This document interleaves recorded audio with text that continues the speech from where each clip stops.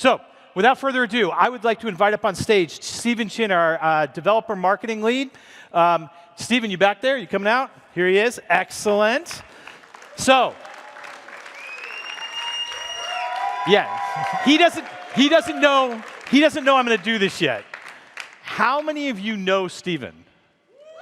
Okay. You all need to know him because he's the guy that has the really cool stuff. Okay? All right, so we're You gonna do it?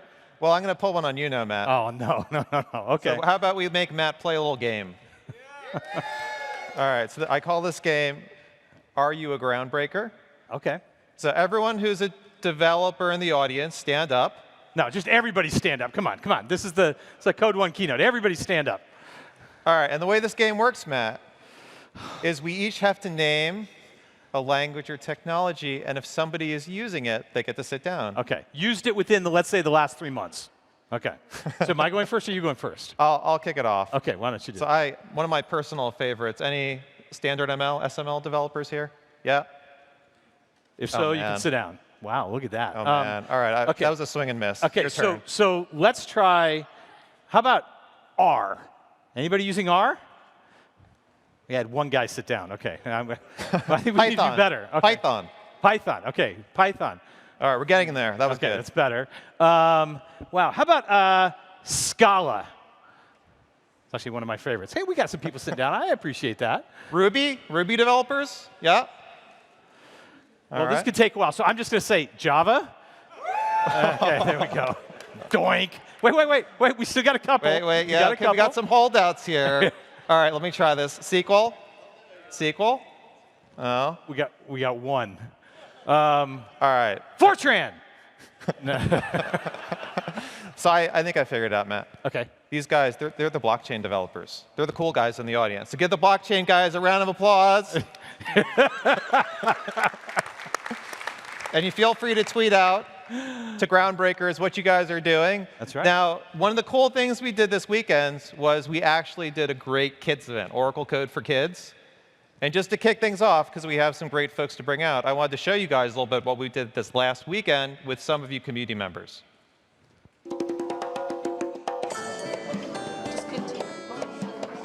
feel like it's really interesting because there's a level of creativity involved. Go back. We probably shouldn't have done. Okay. Every student really does have a capacity to pursue whatever they want to pursue. I really want them to be able to dream big and to believe that they really can go out and change the world. It's a robot that plays soccer.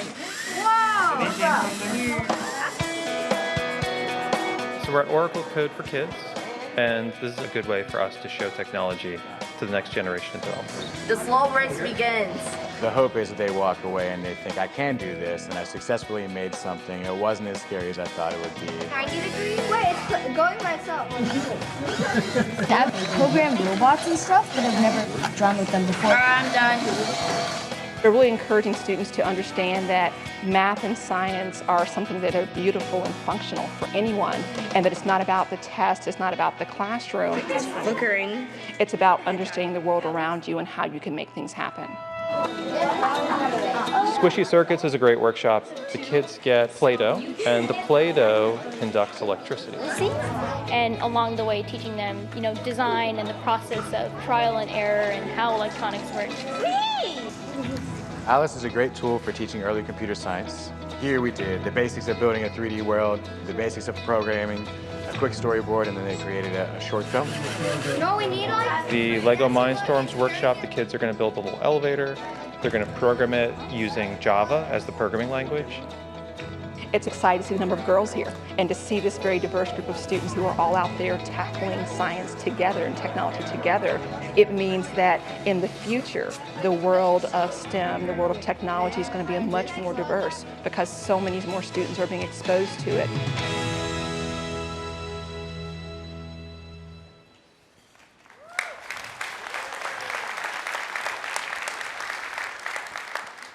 So I think this is a great opportunity for us to teach the next generation of programmers. It was great to have all those different students with us. A lot of them came from different schools from around the Bay Area. a lot of underprivileged students we were able to bring forward, so that was really awesome. Now, I'm pleased to announce the new Oracle Groundbreaker Awards. And this is a way of us giving back to the development community. So we want to both recognize folks in the development community who are doing great things, and also give you guys as community members a chance to nominate and vote on some of the folks. So we're going to be opening a website where you guys can nominate and vote on the coming Groundbreaker Awards. And we have an initial set of folks who we think you'll really like to receive this and kick off this at Oracle Code 1. So the first person who I want to invite on stage, oh, here's our award winner recipients, is somebody who is the co-creator of Kafka. And also, she's very special, so she enjoys diving with the sharks. I'm pleased to invite Neha Narvekar.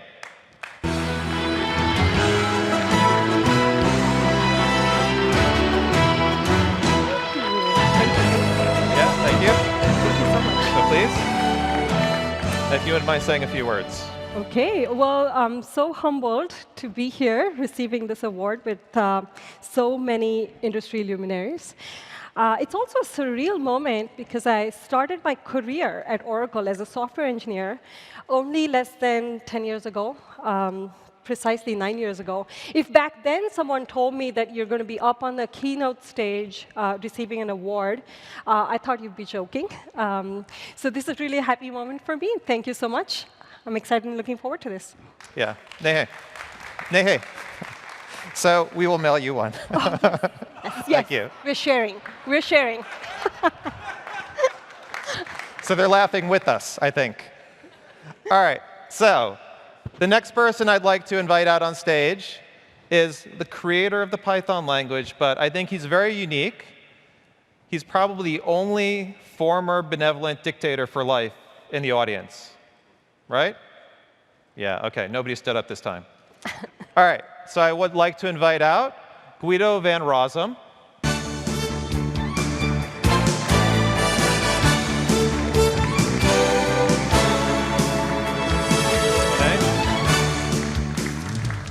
And please say a few words. Wow. Thank you. I did not expect that it was so pretty.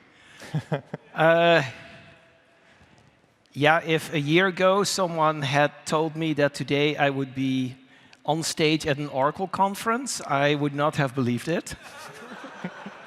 But seriously, I think this award goes to the entire Python community, all the users, all the developers, because I certainly could not have done all that by myself. So thank you very much. Please.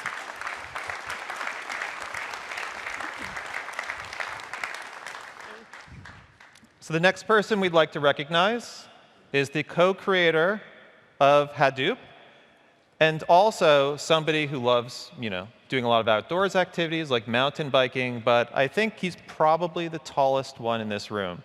You guys can challenge him later if you'd like to. Doug Cutting?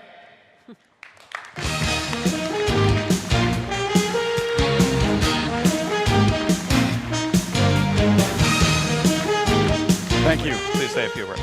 I'm honored to accept this, but I accept it, as with Guido, on behalf of the greater community of people. My role was actually pretty small when you think about it. Primarily involved in coming up with a good name for Hadoop and writing a little bit of code, but it takes a whole lot more than that to make a big, successful open source project. And I'm indebted to all the people who've helped me. So thanks to them. Thank you very much.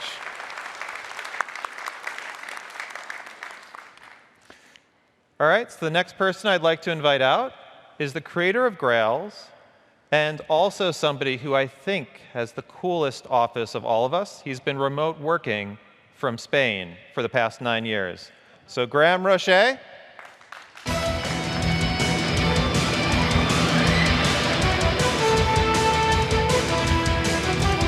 Graham. Thank you. Please say a few words. Thanks so much. Well, this is a surprise and an honor to be amongst these amazing people receiving this award. It's incredible to be here. In terms of my story, I have to once again emphasize that the amazing Ruby on Rails community has allowed me the privilege to be able to work as a professional open source developer for the last 10 years. And it's been a remarkable experience. I've found myself lucky to be able to get up every morning and innovate on new technology, work on innovative solutions every day, give back to the community. And it's really down to them that I'm able to work on new innovative products like Micronaut, which was released in 1.0 form today. So thanks to all the Ruby on Rails community for allowing me to do what I do. Yeah, thank you. OK, and the last person I'd like to invite out is the co-creator of JRuby. And personally, he has me beat on this, but I'm pretty sure he has a higher score on Untapped than you do. You should know this if you drank with Charlie. So, Charles Nutter.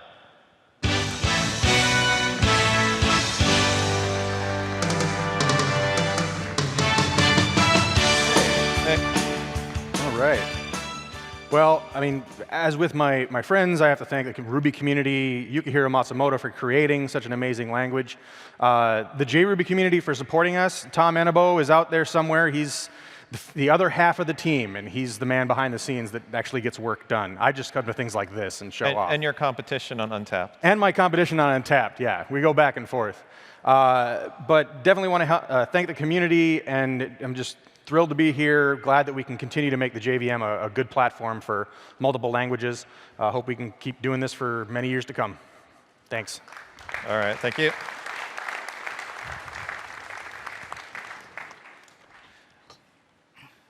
All right, so you guys can play along with us. We're going to do a short fireside chat with all of our award winners today. And you can ask questions by tweeting. Just mention @Groundbreakers. And we're going to moderate the questions in the background. So feel free to tweet out specific things you want to ask the panel, ask individuals. To kick things off, we'll just kind of chat about some stuff and then go back and forth. And then as good questions come in, we'll pick them up.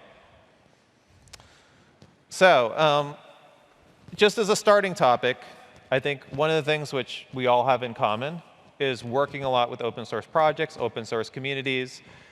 And I can guarantee you there's a lot of open source contributors out here in the audience. But what advice would you give folks in contributing and being part of open source projects in a productive way? Grow a thick skin. That's probably the first thing. There's a lot of jerks out there, and they mean well. They're passionate about the work they do, but you kind of got to be expecting that when you go into open source development. Sounds like there's a story here, Charlie. There's so many stories, but anybody who's dealt with open source communities knows that they can be a little caustic at times. And like I say, people are passionate about what they do. They want things to go well. Yeah. So you kind of got to roll with the punches if you're going to get involved. But it's absolutely worth it. It's absolutely worth the effort. I'd also say start small. I mean, you don't know how valuable it is, a small fix to the documentation or a tiny PR or a little improvement. Yeah, wiki edits, all that kind of stuff. Yeah, you do little things here and there, and soon your contributions turn into huge contributions. It doesn't have to be a massive PR with them. Yeah, so maybe like bug fixes, little patches. Add tests. Yeah. Test cases. Tests for missing cases, yeah, absolutely. Do something that's meaningful to you. I mean, you want to scratch your own itch, I think, is the best way to make sure that what you're doing actually matters to someone, and it should matter to you. So you want to fix the documentation when you found it confusing, and you want to fix the bugs that you've encountered. But I also want to build on what Charles was saying about the thick skin. I think the overwhelming thing, I think, is maybe another side of that, which is to be polite and welcoming, to welcome people who are new to the community, because that's the lifeblood. That's what keeps an open source project alive, are new people coming along and joining the project and helping it to grow. And the more you can welcome people, the better and more people you'll have helping. I completely agree with you, Doug. I mean, the open source is really about the community. And what we could do as some of the influencers in the community is also just create an environment where people can contribute, create an environment where we could opt more committers in to encourage new contributors so they don't get stuck on patches. But really, I think one of the things I really believe in is invest in evangelism, right? Like, invest in getting the word out, whether it is through documentation, blog posts, talks, just grow the community, invite more people in. That's something I found useful. Excuse me. Cool. And so what sort of things help open source projects, and which things are kind of challenging? Maybe contributions which are hard to take back into projects. If you could give advice to folks maybe who are working in corporate settings, how they can best contribute back in a productive way. Well, one of the things I like is when people sort of come with an idea and they're open to feedback on their idea. Whether it's a patch and they say, here is something that you might like, but maybe I'm not getting everything. Give me feedback on this patch. The worst kind of contributions is honestly the 6,000-line patch that comes with no explanation on why this is doing anything that it's doing. Or almost worse is a 10-line patch hidden inside a 500-line refactoring div. Yeah. Don't make a lot of white space changes. Focus on what you're really changing. I can agree with that one. Agree with that. You also asked about what holds open source projects back. I'd be curious to get the panel's view on it. But I think that one of the things that holds open source projects back, the successful ones, is real-world adoption. Just finding those early companies that could use it at scale and really report bug fixes back, carve out the strategy going forward. I've seen the most successful projects really get that adoption that could improve the quality of the project and the community, ultimately. Are there any examples of ways you can create a more vibrant community or get folks more engaged from your individual projects?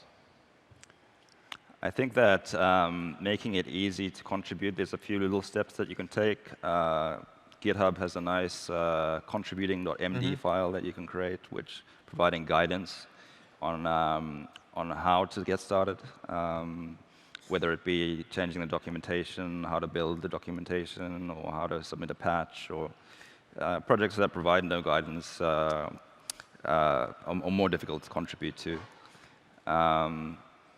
And automating as much processing as possible in terms of if your project has a contributor license agreement, don't put barriers in terms of how users can sign that and so forth. There's automation tasks that you can help with. Yeah, making it easy for somebody who approaches a project to actually make a contribution that will be accepted. So that's making what the expectations are clear by documenting them, making the steps minimal, and then on the other side, if you're going to contribute, you want to actually read the documentation that's there about what's expected of a contributor and understand the process and think a little bit about the person on the other side of it that's going to have to live with whatever change you make for decades in the case of some of us and cares deeply about this. One of the biggest non-coding ways that folks have helped JRuby and other projects I know is just being involved in whatever the chat service is that you have, or the mailing list, or forums. Anybody with any sort of experience that's ever used Ruby or JRuby can come in and start answering questions. And having someone that's essentially 24 hours a day, you can man your chats, you can man your forums. That's a great way for folks all around the world to make a small contribution to any community, just to make sure that there's somebody there to say, answer simple questions or direct people to resources. So that'd be a very easy way for someone to get involved. Just hang out and be there. Cool. So I think we all know now 5 cool open source projects where you can contribute to. So you have these guys. But there's a whole bigger breadth of projects that you can contribute to. And I think we'll come back to open source as a topic. But I just wanted to touch on, I think all of you guys are very busy individuals who balance out heavy work schedules with a lot of content which you contribute personally to projects. So how do you manage that heavy workload of both being active for work, but also having a little bit of life balance? I've thought a lot about this question, and then later on concluded that it's really not about work-life balance at all for me. Now it's about work-life synergy. On one day, it is worth spending those 12 hours, 16 hours on something you're really passionate about. And on another day, it is worth leaving early for your kids' games or for working out. That's just something I've found a lot of comfort in now. I think that being present when you're not at work is pretty critical. I think that it's very easy to take your work home with you and be connected to social media or Twitter or email and be distracted when you are at home or are spending time. And I think you need a certain amount of discipline to keep that separation for sure. I think as a student, I had terrible study habits, and I would, pull all-nighters and cram for finals, and I was miserable, and I didn't do that well, and I didn't get what I could have out of classes, and I think somehow what I did learn was that didn't work. And as a professional, I've always really tried to limit the number of hours I spend working a day. I've never worked into the evening, because I find then I can't sleep, and I can't sleep, then I'm just trashed the next day. And so stopping and doing something else makes me more effective. And if I have a certain number of fixed hours, then I really have to focus. I have to do triage and say, what can I afford to get done today? And it makes me work more intelligently. And I think I'm more productive and more effective when I don't work too much. I think they go hand in hand. What are some examples of things you like to do outside of work, specifically? I go on bike rides a lot. I hang out with my family. I go to movies. I read books. I'm typically always reading a novel or a nonfiction book, and I spend at least an hour or two a day. That's not on a screen. What's that? Not on a device. No. I read on a Kindle. Does that count? E-ink screen. I think this is especially difficult for open source projects because we've got users all around the world. They're working at all hours a day. Yeah. I essentially got into JRuby because I took my weeks of vacation from my regular job to work on JRuby. I spent days and weekends and nights trying to make this thing go before we ever got hired for it. So suddenly my weekends and nighttime project became my days and weekends and nighttime project, and it was just all-consuming. And at some point, you have to take a step back and isolate yourself from tech in general and find a way to disconnect from it at least for a few hours a day. But with open source, it's really tempting to work and work and work and keep working on this all night. Somebody files a bug, and I'm about to go to sleep. This is a personal affront to me. I have to fix this thing before I sleep, or I'm going to be spinning this around in my head all night. That you have to kind of get past. You have to figure out a way to move on and remember that there's another day and that you can work on it later on. Yeah, I've got that challenge a lot. One of the things I actually had to do was reduce my job. I'm just taking 1 day a week off completely. And I just have a little mini vacation in the middle of the week with my wife, weekly, just to sort of replenish my batteries. Yeah. Burnout is a real risk if you don't find some way to get past this stuff. And I know a lot of open source developers that I know several open source developers who are no longer open source developers because the intensity of trying to support this 24-hour community and all of these needs and all of these people who maybe don't understand how much work goes into the projects, it killed them off. They don't do open source work anymore. Just couldn't keep up with it. So you have to keep the balance if you want to be able to maintain. And if somebody expects you to and demands that you work every night and every weekend, that's not who you want to be working for, frankly. Yeah. Life's too short for that, I think. And there's plenty of technology jobs out there. That's just not reasonable. And I think you're not effective when you do that. Generally, I think people are fooling themselves. They think they need to do that, and they think they're more effective. And they're scared of not working, or I think there's other psychological things going on. But anyway. Yeah, and in some sense, when you do that, right, you're also kind of not cultivating some backup, right? You're not cultivating the next person who could do your job. I found like just being lazy and just waiting a while has been helpful, in contributing and new committers, bringing them up. Yeah, you have to learn how to let go. I mean, it's very tempting for us to take everything that comes into an open source project on ourselves, because I can fix all of this stuff, but I could also ask someone else to help me out and work on something, or get other people involved in the project. It's not a project if it's just me. I bet you don't even have to ask people to help you. They'll gladly help if you just back off from the keyboard for a few hours. Yeah, exactly. Right. Yeah. I try, my goal is always with some particular topic, one interaction per day. Do all my homework, study the issue, say there's some debate about how to do something, think about it, write something up, and then don't respond to any of the comments till the next day. You have a chance to sleep on it, and you can easily escalate where you see these flame wars and these discussions that just go on, waste everybody's time who's reading it. You've got 100 people reading a thing with 1,000 messages in it. Think of the amount of time wasted.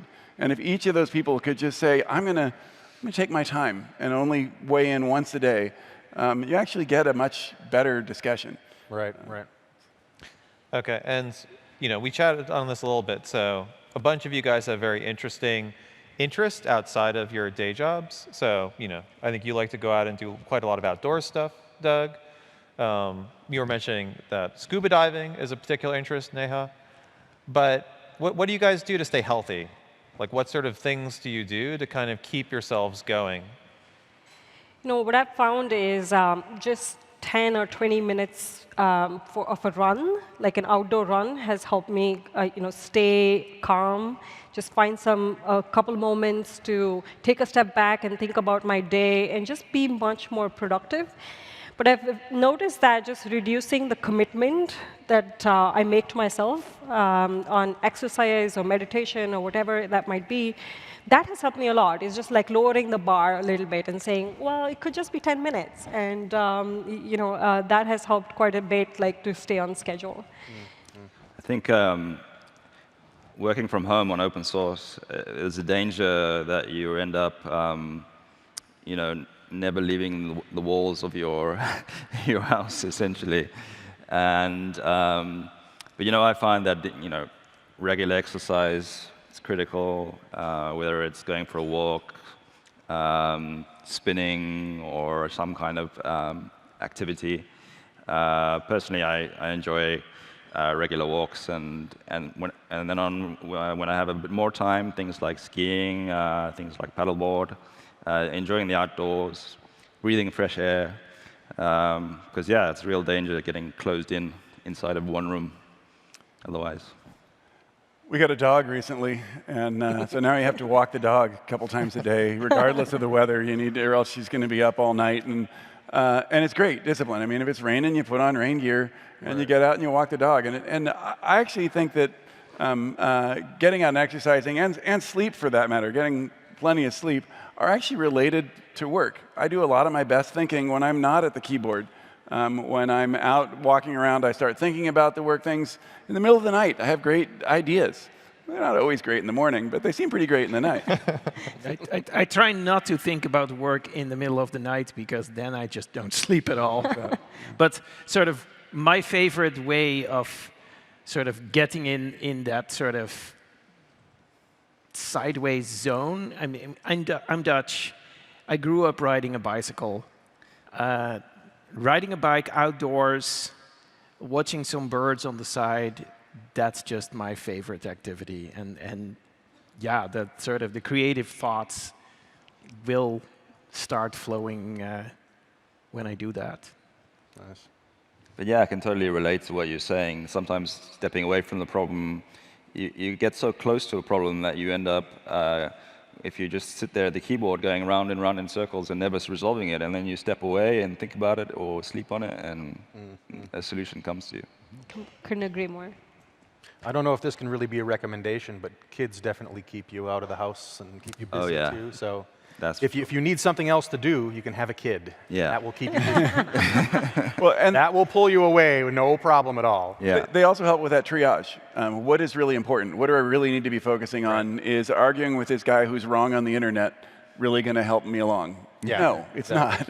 You step away from that with those much more rapidly when you've got something more rewarding. You can turn your attention. Yeah, I think Life people priorities. closest to you give you perspective. As I look back on my career, I think early on it kind of feels like you must succeed at this task or you must succeed at this project or something. And over time you realize that work kind of gives you satisfaction and happiness, but not true joy. I think true joy lies in just like spending time with loved ones, whether they're kids, your significant others, pets. That's just helped me over the long run. OK, so I think we've learned the secret here to being a great coder. Kids and dogs. So one other area which I think is a lot of interest to the folks in this panel is diversity in the workforce for especially computer science and technical professionals. And I think this also relates to our earlier discussion, like open source. So how do you guys see ways of improving diversity in our approach to how we raise kids and how we also approach communities? Well, I'm certainly raising my son, who is now 16, to be very compassionate and be aware of the issues around diversity. I was raised a feminist, and I'm raising him as a feminist, and it's working out great. For a community, I also recommend sort of becoming conscious of the importance of diversity and taking positive action. Be aware of unconscious bias that may exist if your current developer community or user community is mostly white and male, like it almost always seems to be. Do something about it. I mean, in the Python community, we very specifically reached out to women to ask them to speak at Python conferences, and we sort of subsidized them if they needed that. But the reaching out, asking, come speak at our conference, made a huge difference in how our whole user community feels.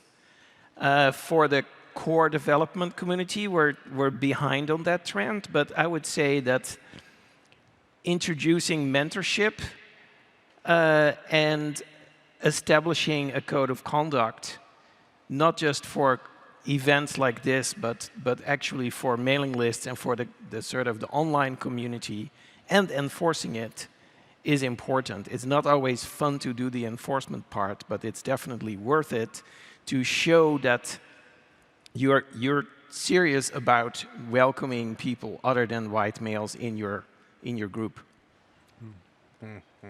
So just to respond to one of the questions coming from our Twitter stream, so Kevin Nilsson, who's one of the Jug leaders in the Bay Area, asked us any advice for young developers like Andy Nilsson. So what would you tell Andy as a young developer about the best way which he can kind of improve diversity? To me, as sort of a member of the minority group, if I look back on how I started with the open source community, for me it was really about having a role model, right? Someone to encourage me to, submit that patch, or someone to encourage me or to hear me out and say like, oh yeah, this contribution made sense for this reason. It was Camille, who was one of the new committers on the Zookeeper community. I think that signal from the community about electing Camille was kind of a big deal for me. Like that was in itself an encouragement that, yes, I could do this, even though this particular community is largely male or is largely white, or it could be anything, right? So I think that stuck with me. You mentioned earlier about unconscious bias, just being aware that men are generally evaluated more on potential and women are evaluated more on experience. Just knowing that when you're electing committers, when you're reading that message on the community mailing list, I think that will go a long way. I truly just believe that communities that have role models are more likely to have more diversity. in the community, just because of that implicit acceptance that works in a big way. It's interesting because there's a lot of things that we can do at a conference or project level to try and make conferences and projects more welcoming, but so much is going to start with young developers like Andy that need to start thinking about this now. If they see folks in their community, in whatever area they go into, that are being marginalized, they need to start saying something about that. I've heard even recently, within the past 5-10 years, I've heard folks from a previous generation say things like, girls don't have a head for math. Like things like this are still, these ideas are still out there. And it's folks like Andy and folks here that can start making a change there and say that these old, outdated ideas are not true anymore. They've never been true. And we need to do a better job of welcoming all sorts of minorities, all sorts of folks that have been marginalized in technical communities and whatnot, into this space. It has to start at that level. It's very difficult for us. We're doing what we can now with conferences and trying to draw in more people into our communities. But if you didn't go to school for it and you've not been doing it, well, there's only so many people out there that we can bring into our communities. We need to start as young as possible and get folks involved. Yeah, community initiatives are definitely important. I think the more of them, the better. In the Groovy and Grails community, we're really lucky to have the great ladies who have a user group of specifically for the female Groovy Grails developers, and they have done a fantastic job in evangelizing Groovy and Grails to the community and really promoting those technologies and inclusiveness and so forth. Right. So more and more initiatives like that, like the Great Ladies, amongst all open source communities, I think would really benefit open source as a whole. Right. Probably similar to, there's a group in the Ruby community called Rails Girls, yeah, where essentially what they will do is bring people in who are not even technical, yes, and spend a day with them, and by the end of the day, they'll have an application up and running. And I've heard so many success stories that have come out of that. Women that were in jobs they were not happy with that came to one of these events, they're now doing Rails development, and they're so much happier with the work they're doing. Same so with more and Django more of these girls. Yeah, absolutely. Yeah, so I think we could probably chat about this for hours, but I think probably a good takeaway for our audience on something they can do is just finding a way to mentor. Mentor some women in an open source project, mentor some kids who are up and coming programmers. Try to take your opportunity and your skills as a developer to further the community. So I'm going to ask one last question to kind of close out the panel. I think this is a good one by Rafael Urdanada. And he's wondering which open source project inspired you. And we'll quickly go through the panel. Just think about it, like if there's a particular open source project, maybe an individual in your life, someone who inspired you to do some of the great work which we're recognizing you for today. So you want to start, Neha? Yeah, well, back when I joined LinkedIn, one of the main reasons I joined the company was because they had a whole web page listing out all the open source projects that the company invested in. And Project Voldemort that my co-founder created, that was on that list, and that was just, it didn't take off as much as Kafka did, but it was inspiring back then, and that's how I made the decision of joining LinkedIn and working with Jay, and then later on, we ended up creating Kafka that ended up becoming so successful. So I remember that just having that page and having that focus on open source from a company like LinkedIn was basically the first reason why I joined that company, amongst many others. Awesome. Nice. So is this about what inspired me to sort of start with Python 28 years ago? There was no open source. Well, there were a few GNU things. I think the thing I was most impressed with was actually, believe it or not, something called X11. It's no longer really around, or maybe it's a little bit, but at the time, that was a very large, successful open source project. Cool. And I blatantly copied the license. I remember reading source code as an undergraduate, which you can't do unless it's open source. We didn't, again, it wasn't called open source when I was doing this. This is the early 80s. I remember reading 2 different versions of Emacs. There was Gosling's Emacs, which Gosling, one of the fathers of Java, had written a version of Emacs. The story of that is an amazing one. But and then Stallman's GNU Emacs, Stallman's second version of Emacs, was also fascinating to read. There were these large, well-written programs by amazing developers, which were fun for me to read and try to figure out how they did what they did as an Emacs user. Well, it's an interesting question, actually. The first open source project I was actually exposed to was an Apache project called Cocoon, and I happened to know one of the contributors, and he taught me a lot about contributing in the Apache way and so forth. Subsequently, I got inspired greatly by Groovy, obviously.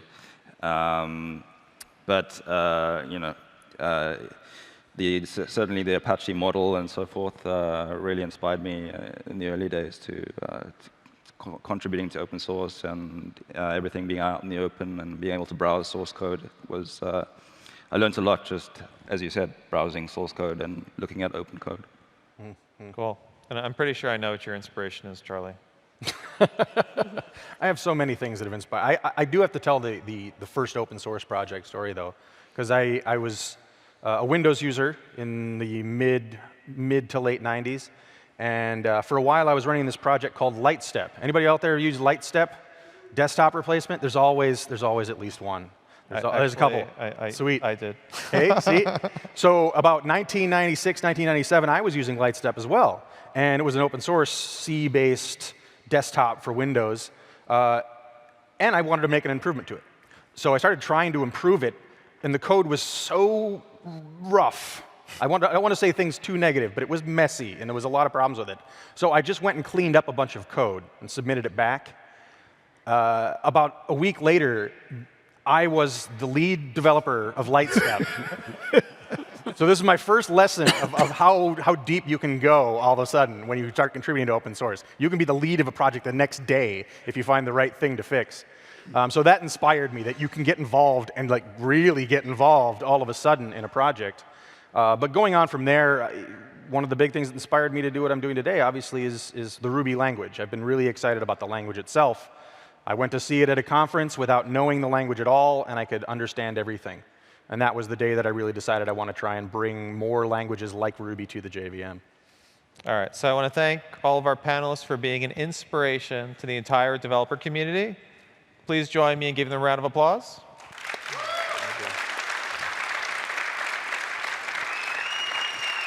Here. All right, a big round of applause.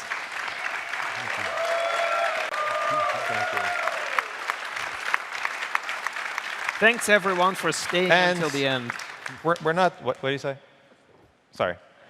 We're not done thanking folks yet, because we have someone I'd like to invite back up stage. So, Matt Thompson, thank you for joining me back on stage again. Of course. That was interesting, actually. Yeah, cool. This is fun. These guys are great. And so, we have great people we're recognizing today, but we also have some great folks who make this conference great. We have an annual tradition of recognizing the Java 1 rock stars. Can you guys please come up on stage? And join me stage